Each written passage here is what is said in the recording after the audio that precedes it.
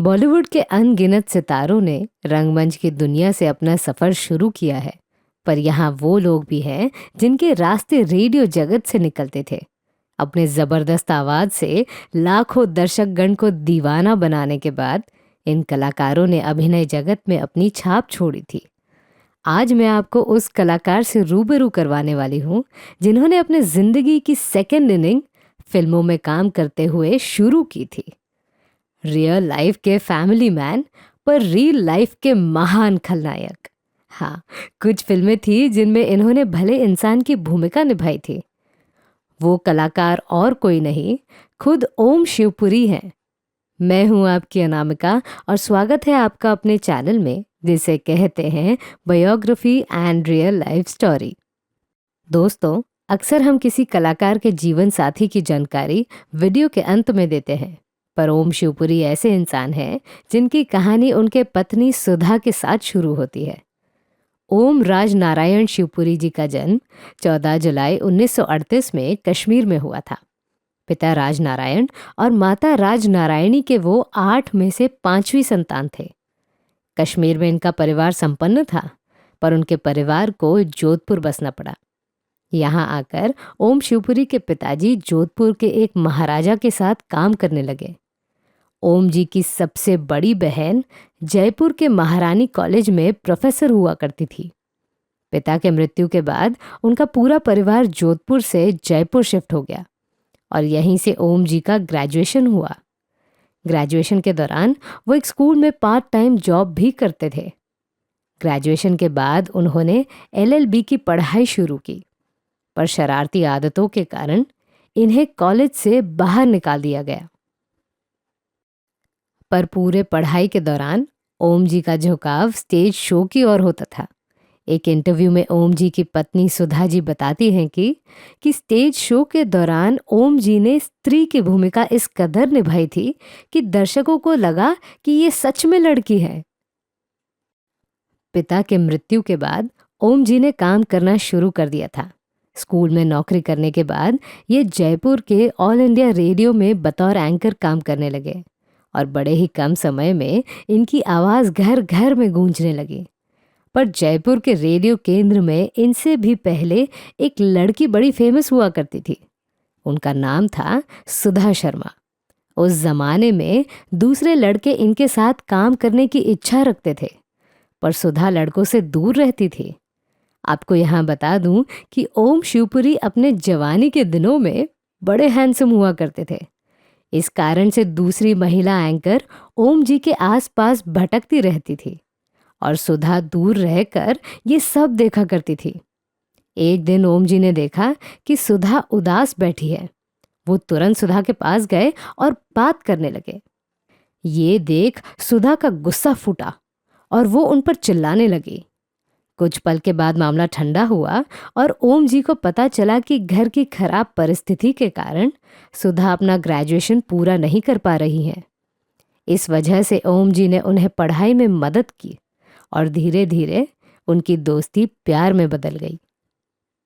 कुछ साल के बाद ओम जी ने सोचा कि वो अभिनय क्षेत्र में प्रवेश करेंगे।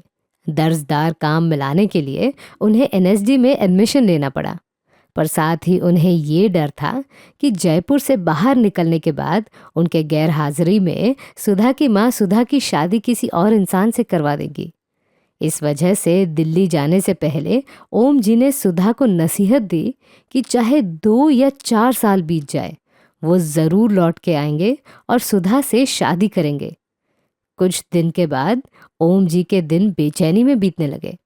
देखते देखते सुधा की माँ ने सुधा के लिए एक अमीर लड़का ढूंढ लिया। ये देख के ओम जी ने सुधा का एडमिशन NSD में करवाया और दोनों एक साथ दिल्ली में पढ़ने लगे। दिल्ली आकर ओम जी स्टेज शो का स्क्रिप्टिंग और डायरेक्शन करने लगे और सुधा उनमें अभिनय करने लगी।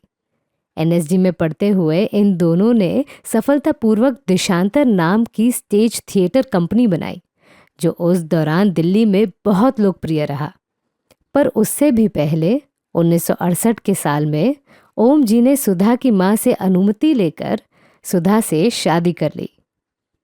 1970 का साल लगते लगते सुधा और ओम शिवपुरी की गाड़ी बहुत तेज चलने लगी थी और फिल्मों के लिए उनका रास्ता भी साफ हो गया था। दिल्ली में ही उन्हें अपने जीवन की पहली फिल्म आषाढ़ का एक दिन मिली। 1971 में रिलीज हुई इस फिल्म को फिल्म फेयर का क्रिटिक्स बेस्ट फिल्म का अवार्ड भी मिला। इसके बाद 1972 में गुलजार साहब की कोशिश फिल्म आई। इसमें भी ओम जी ने अच्छा किरदार निभाया था।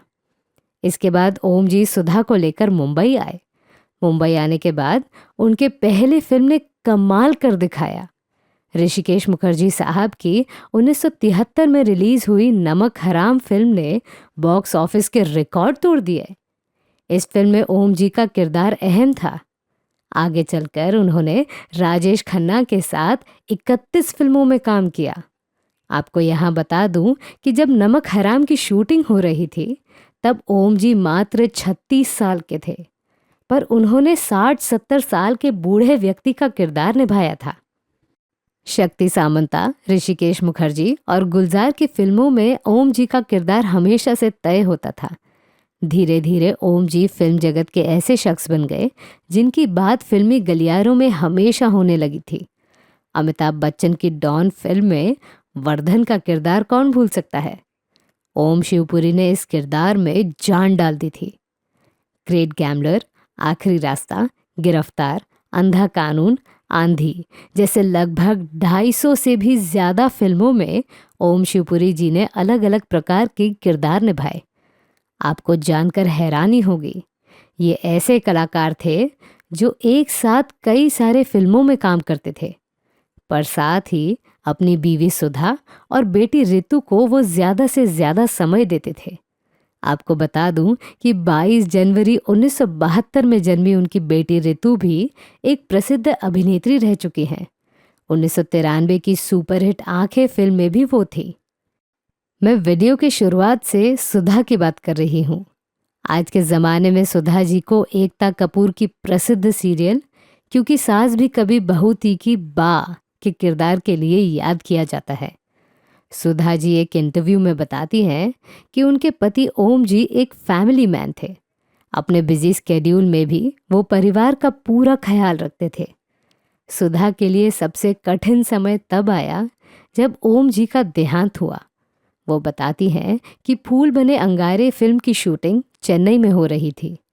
एक रात ओम जी का कॉल आया, दोनों ने बात की और अगले दिन 15 अक्टूबर 1990 को खबर आती है कि उनके पति ओम शिवपुरी हार्ट अटैक के कारण स्वर्गवासी हो गए।